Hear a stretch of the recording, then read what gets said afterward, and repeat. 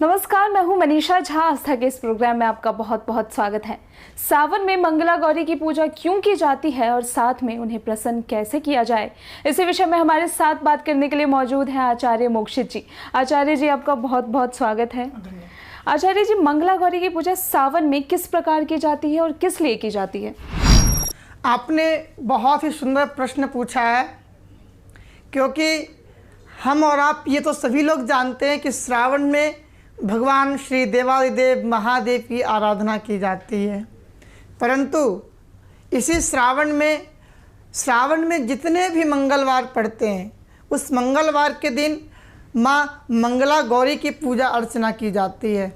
विशेष रूप से इसे अखंड सौभाग्यवती जो स्त्रियां होती हैं वो लोग करती हैं। इसके पीछे मान्यता यह है कि हम और आप श्रावण में भगवान देवादिदेव महादेव की आराधना तो करते हैं, परंतु माता पार्वती की आराधना नहीं करते हैं।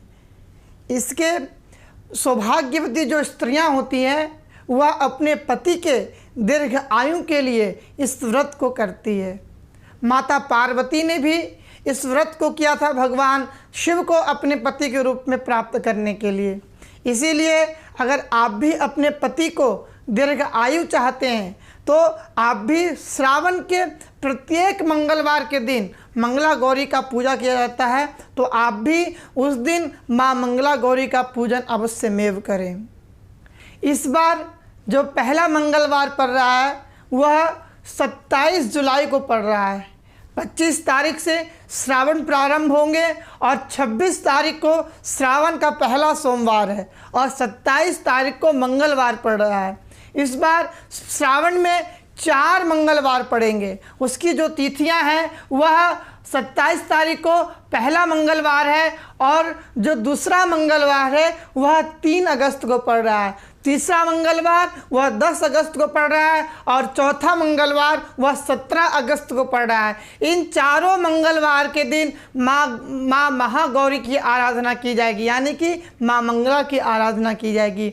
आइए अब जानते हैं कि माँ मंगला गौरी की आराधना किस प्रकार करें और उनकी पूजा किस प्रकार करें।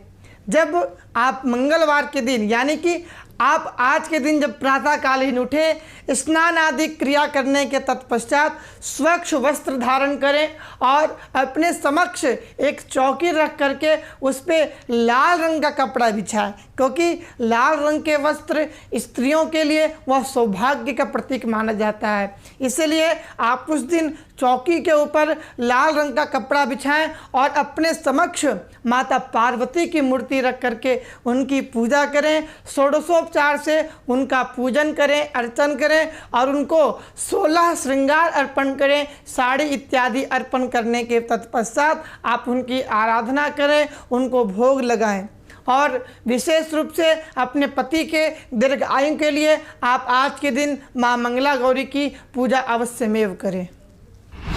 आचार्य जी, ये व्रत केवल विवाहित स्त्रियां ही कर सकती है या अविवाहित जो कन्याएं हैं वो भी इस व्रत को रख सकती हैं? मंगला गौरी की पूजन विशेषतः सौभाग्यवती स्त्रियों के लिए होती है, लेकिन जैसा आपने प्रश्न पूछा कि क्या इसे कुमारी कन्याएं भी पूजन कर सकती हैं, क्या उनका व्रत कुमारी कन्याएं भी रख सकती हैं?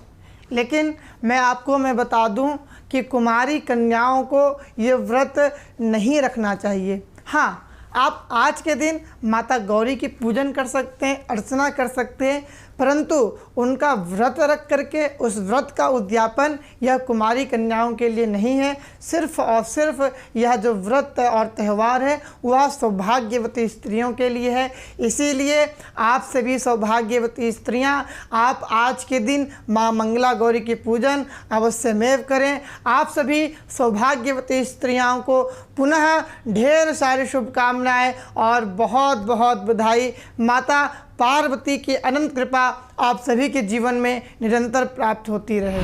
तो चलिए आचार्य जी, बहुत बहुत शुक्रिया आपका हमारे साथ जुड़ने के लिए और इन तमाम जानकारियों को हमारे साथ और हमारे दर्शकों के साथ साझा करने के लिए।